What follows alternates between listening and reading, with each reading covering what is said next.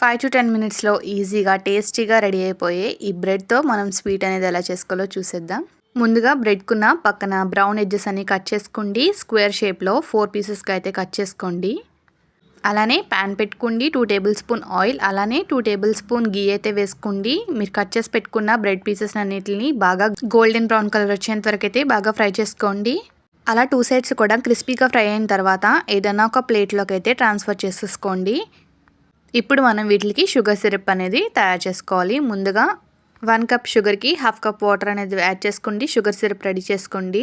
ఇప్పుడు వాటిలో మీరు ఫ్రై చేసి పెట్టుకున్న బ్రెడ్ పీసెస్ అన్నింటిని వేసి 1 నిమిషం పాటు షుగర్ సిరప్ అబ్జార్బ్ అయ్యే వరకు ఉంచండి. ఇప్పుడు నిమిషం అయిన తర్వాత వాటిని అయితే సపరేట్గా ఏదైనా ప్లేట్లో కలెక్ట్ చేసుకోండి. ఇలా 2 బ్రెడ్ పీసెస్లో కండెన్స్డ్ మిల్క్ అయితే పెట్టేసి పైన మీకు నచ్చిన డ్రై ఫ్రూట్స్తో గార్నిష్ చేసుకుంటే బ్రెడ్తో స్వీట్ అనేది రెడీ అయిపోయింది. హోమ్ మేడ్ కండెన్స్డ్ మిల్క్ ఎలా చేసుకోవాలో కిందిస్తున్నాను.